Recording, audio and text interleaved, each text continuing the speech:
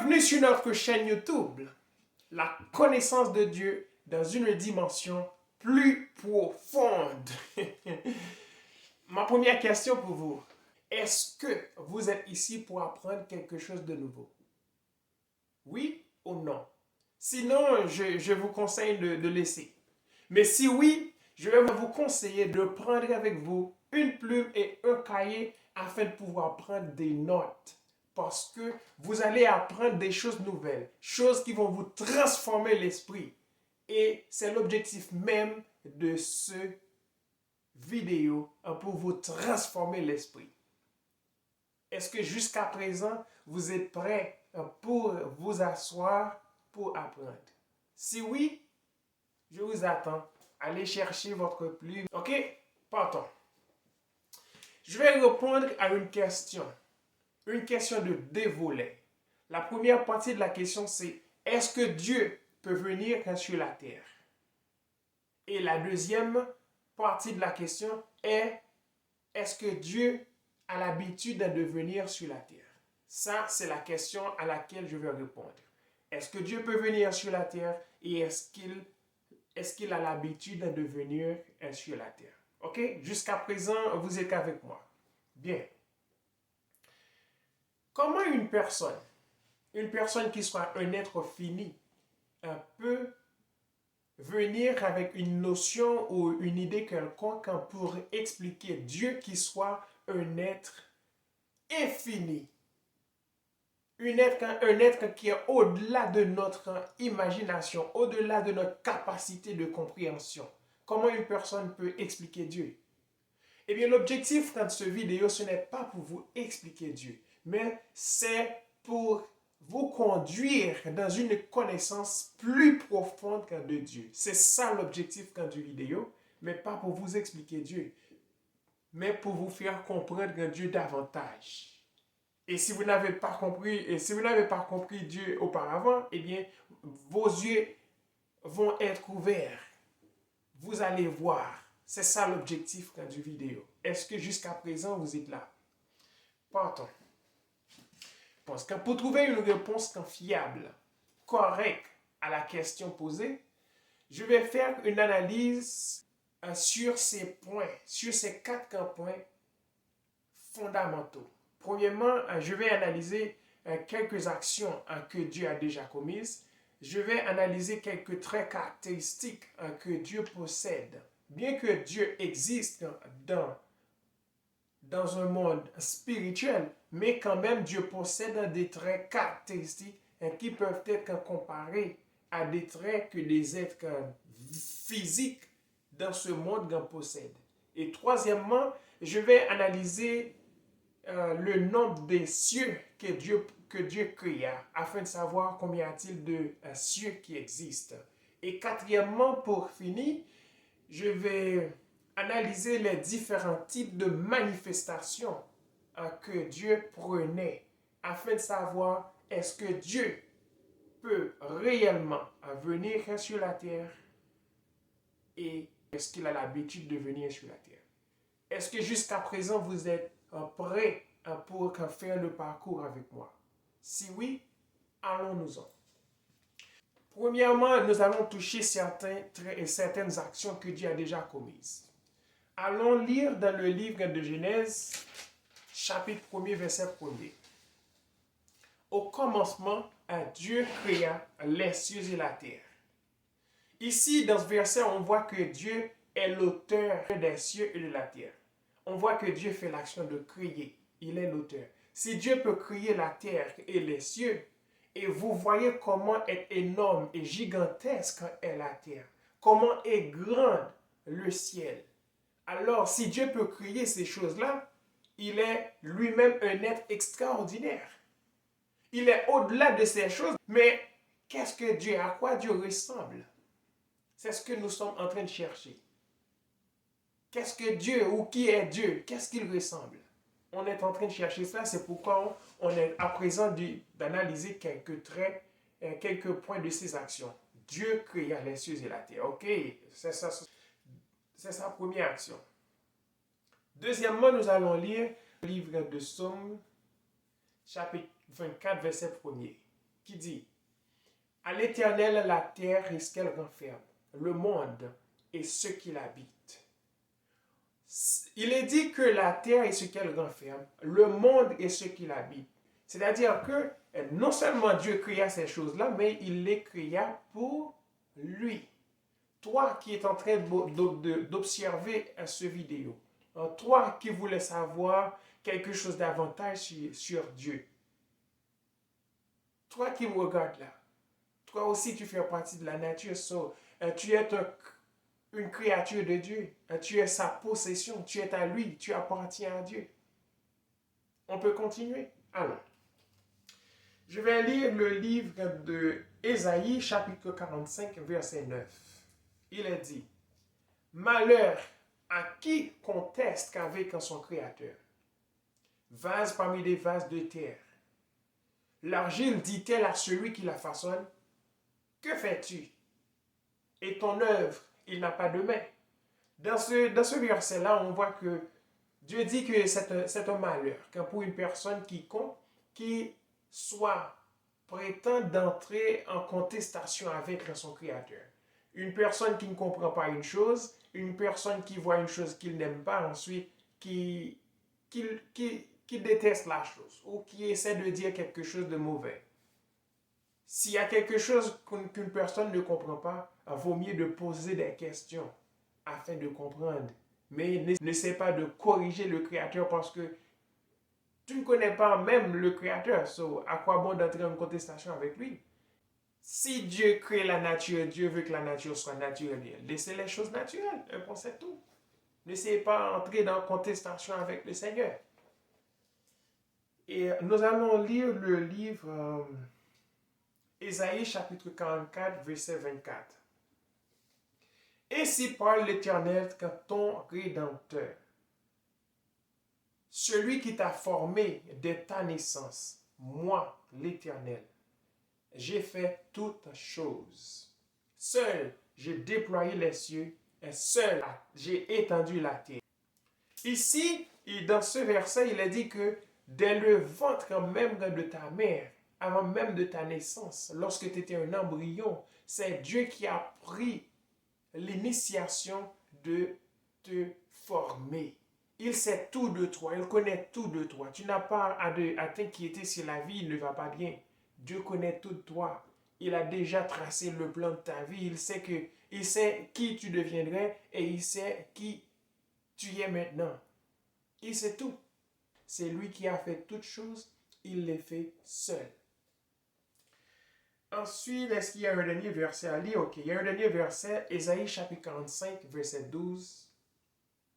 Il dit, c'est moi qui ai fait la terre et qui sur elle ai créé l'homme.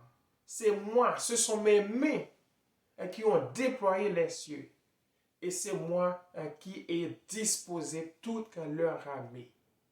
Jusqu'à présent, on voit, c'est Dieu qui fait toutes ces choses-là. Il a créé la terre et il a placé les hommes sur la terre et ensuite il a créé toute leur armée. Lorsqu'il parle de toute leur armée, c'est-à-dire tout ce qui habite, tout ce que vous pouvez voir, constitue l'armée de toute la terre. Et derrière ces entités physiques-là que vous voyez, il y a des entités spirituelles qui jouent le rôle de loi de la nature, qui gouvernent les choses, qui permettent que les choses en se fonctionnent. Même toi qui existes, il y a des entités spirituelles qui t'accompagnent. C'est ce qu'il est question ici, toute leur armée. Jusqu'à présent, est-ce que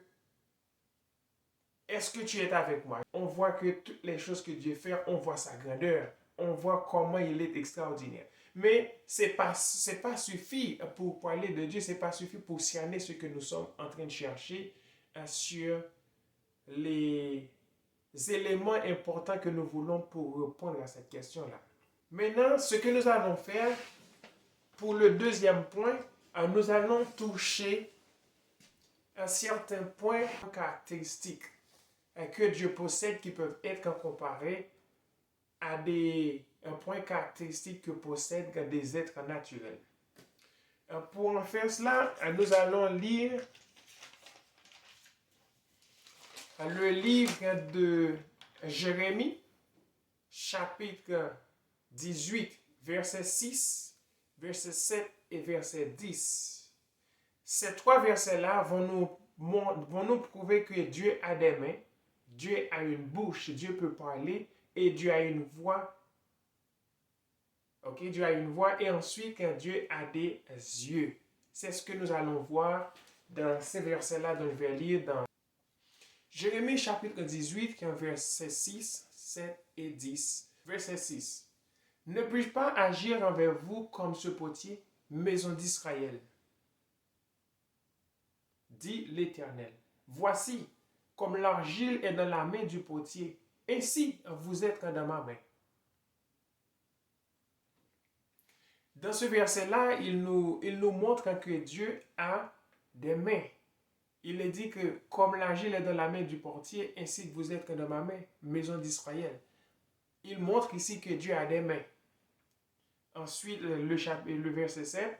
Soudain, je parle sur une nation, sur un royaume, d'arracher, d'abattre et de détruire. Ici, il nous montre que Dieu parle. Dieu a la possibilité de parler. C'est-à-dire qu'il a une bouche.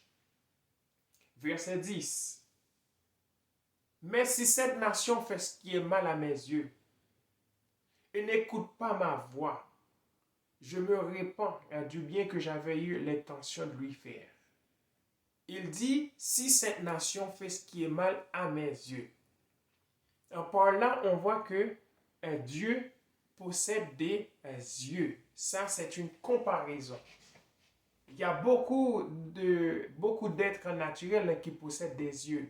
Eh bien, il est dit ici que Dieu possède des mains, Dieu possède une bouche, Dieu a une voix, Dieu peut parler, et ensuite Dieu possède des yeux.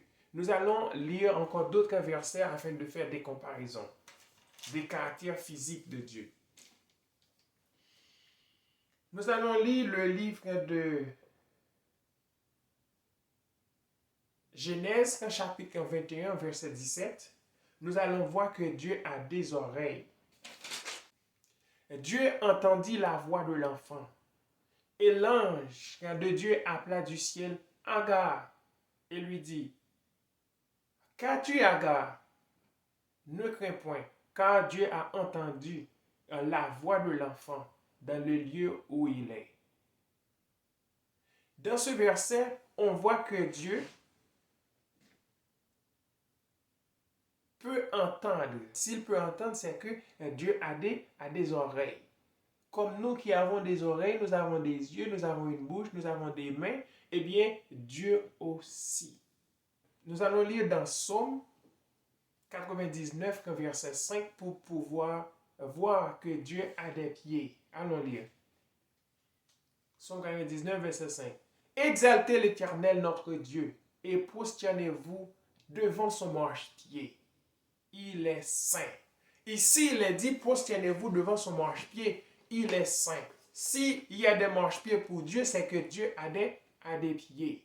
Est-ce que vous voyez? Bien que Dieu existe dans l'immatériel, mais il y a des caractéristiques que Dieu possède dans son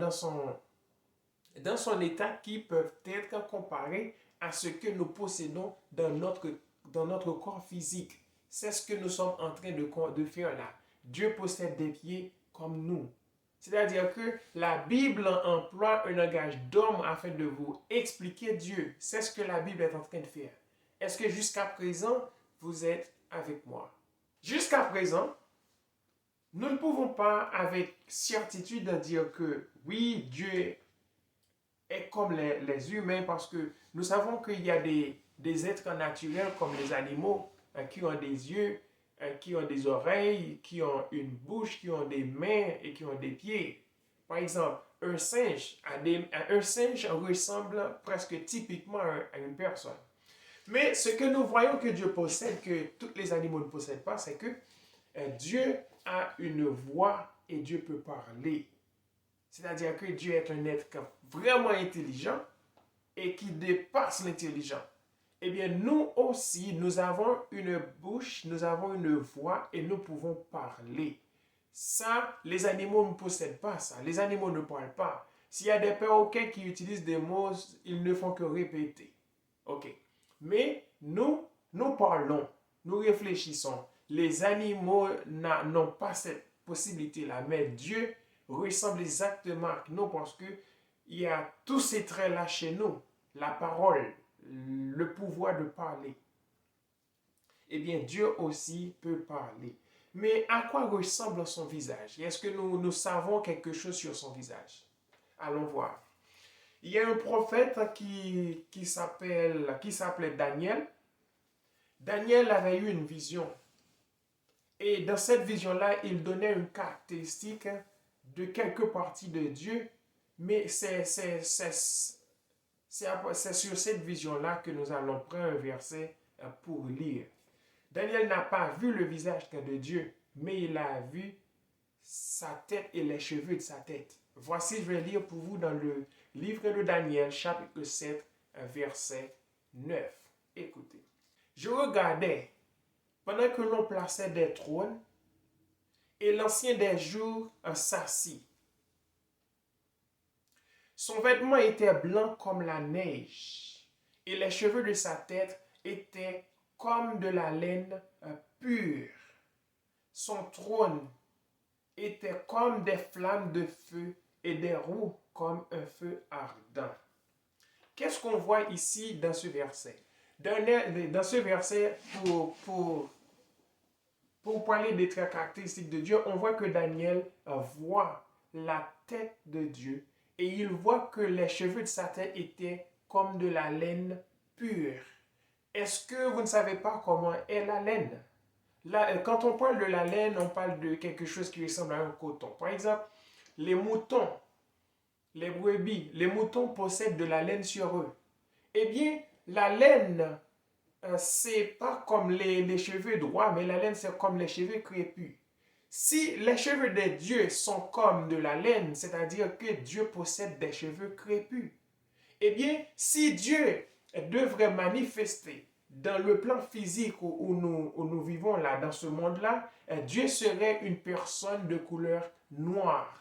Raison parce que c'est la nation noire qui possède des cheveux crépus, des cheveux comme la laine. C'est ainsi que sont les cheveux de Dieu. Dieu possède des cheveux comme la laine. Ses cheveux sont comme la laine, c'est-à-dire que Dieu est une personne noire. Est-ce que jusqu'à présent, vous êtes avec moi? Ok.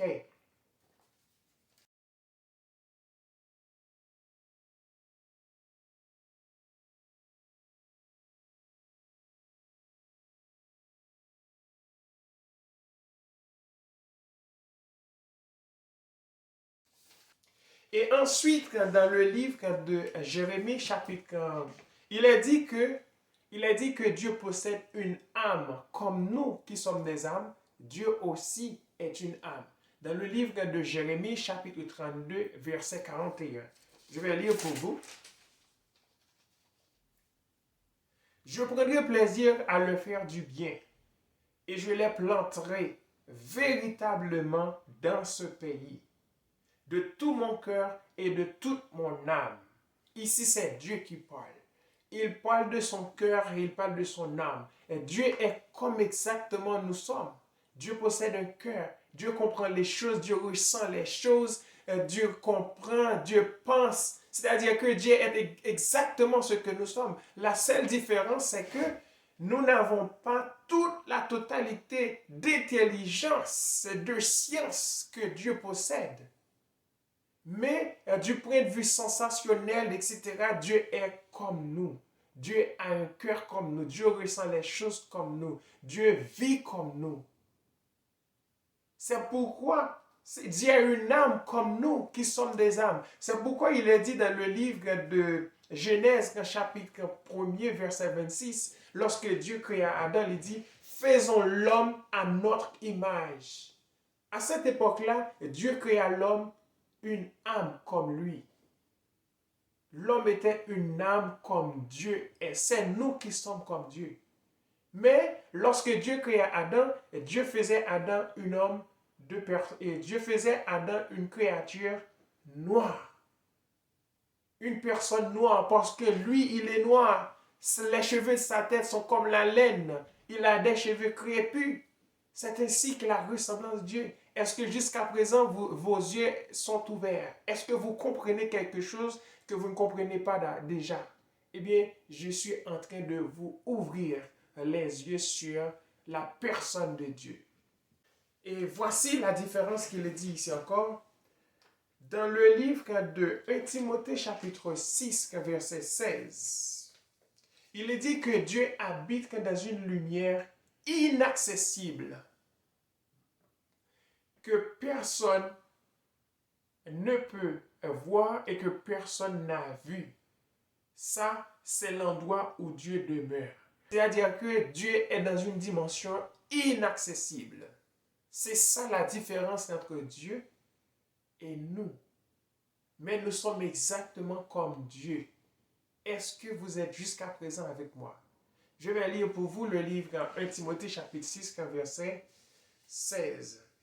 Qui seul en possède l'immortalité, qui habite comme une lumière inaccessible, que nul homme n'a vu ni ne peut voir, à qui appartiennent l'honneur et la puissance éternelle.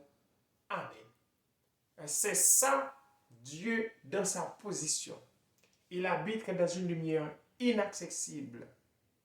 Et lui qui est le seul qui possède l'immortalité. La question qu'il faut poser maintenant, c'est où est Dieu? Où est-ce qu'il se localise? Beaucoup de personnes disent que Dieu habite dans le ciel. C'est vrai. Mais où dans le ciel où il habite? Où? Mais c'est où dans le ciel? Paul parle d'une personne qui a atteint le troisième ciel, qui est entré dans le paradis. Il est dit, il ne sait pas si c'est dans son corps ou si c'est dans son esprit. Mais Dieu seulement le sait. Mais ce qu'il connaît, cette personne a atteint la dimension du troisième ciel. Dans le paradis, cette personne a vu des choses qui n'est pas permis à une personne de les redire, des choses ineffables qu'il a vues. Dans 2 Corinthiens chapitre 12, versets 1 à 4, si vous voulez vérifier ça. Maintenant, la question qu'il faut poser, est-ce que Dieu habite dans le paradis? Parce que Paul a atteint le troisième ciel, qui est dans le paradis. Est-ce que c'est là que Dieu habite? Nous allons voir. Dans le livre d'Hébreux, dans chapitre 11, verset 5, la Bible nous dit que Enoch fut enlevé par Dieu. C'est sûr qu'il est monté au ciel. Et dans le livre de 2 Rois, chapitre 2, verset 11, la Bible nous dit que Élie, le prophète, fut monté au ciel. Il fut enlevé au ciel. Et ensuite, plus bas, dans le livre de Jean, chapitre 3, verset 13, Jésus-Christ est venu et il est dit, personne n'est monté au ciel si ce n'est celui qui est descendu du ciel. Est-ce que cette phrase-là de Jésus contredit ces choses antérieures-là qui ont passé? C'est-à-dire le fait de Enoch, le fait de Élie, qui sont enlevés ou montés dans le ciel. Si Jésus-Christ dit personne n'est monté au ciel, est-ce que cela veut dire que Jésus-Christ contredit cette chose? La raison pour laquelle on ne va pas dire oui, il y a une contradiction dans la Bible, que la Bible n'est pas un bon livre à suivre, c'est que il n'y a pas seulement un seul ciel. Dieu créa les cieux. C'est sûr que ces gens-là sont montés dans une dimension de ciel, mais qui n'est pas dans l'endroit où Dieu se trouve lui-même. Et lorsque Jésus dit que personne n'est monté au ciel, si ce n'est celui qui est descendu du ciel, cela veut dire que là d'où Jésus-Christ est descendu n'est pas à cet endroit-là que ces hommes sont montés. Est-ce que jusqu'à présent vous êtes avec moi? C'est-à-dire que Jésus-Christ venait d'un endroit où ces personnes ne sont pas montées. Un point, c'est tout. Maintenant, ce qu'il faut savoir, si le paradis, ce n'est pas l'endroit où Dieu est, maintenant, où est Dieu? Dans quelle dimension de ciel il se trouve? Je vais lire ici ce passage qui est vraiment étonnant. Le roi Salomon, dans une prière, après avoir bâti le temple pour Dieu, il relatait cette phrase en disant, dans 1 Roi chapitre 8, verset 27, il dit, 1 Roi chapitre 8, verset 27, mais quoi? Dieu habiterait-il vraiment sur la terre? Voici, les cieux et les cieux des cieux ne peuvent te contenir. Combien moins en cette maison que je t'ai bâtie. Ici, Salomon nous fait savoir que les cieux et les cieux des cieux ne peuvent contenir Dieu. C'est-à-dire que Dieu est tellement énorme ou tellement puissant, même les cieux et les cieux des cieux ne peuvent le contenir. Dieu est au-delà de ce qu'on peut imaginer. Dieu est au-dessus de tous les cieux. On n'arrivera jamais à savoir et à connaître Dieu. Il est au-delà. C'est ça ce qui signifie il est dans une lumière inaccessible. Maintenant, où est Dieu? C'est pourquoi que Dieu se révélait à Moïse quand dans le livre de Exode, dans chapitre 3, verset 14, sous le nom de « Je suis ». Je vais lire ce passage pour vous. Exode chapitre 3, verset 14. Dieu dit à Moïse, « Je suis celui qui suis. » Et il ajouta, « C'est ainsi que tu répondras aux enfants d'Israël.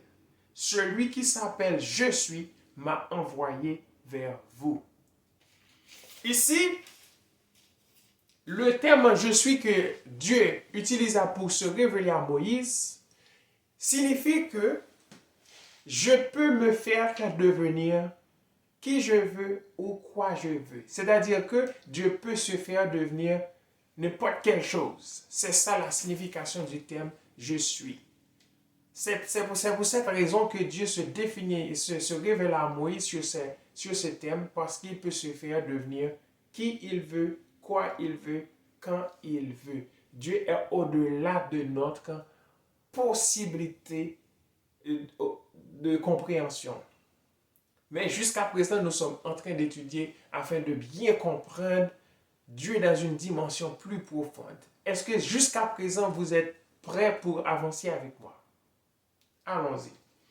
Pour avoir une idée sur l'endroit où Dieu demeure, sur l'endroit où Dieu se localise, ce qu'il faut savoir, il faut savoir combien de cieux qui existent, combien de cieux Dieu créa. Eh bien, c'est ce que nous allons faire. Puisque la vidéo est en train d'avancer là, ce que je vais faire, je vais m'arrêter là et ensuite, nous allons étudier dans le deuxième vidéo les différents types de cieux que Dieu créa. Bien, ok, à la prochaine. On se revoit aux vidéos numéro 2. Ciao, ciao.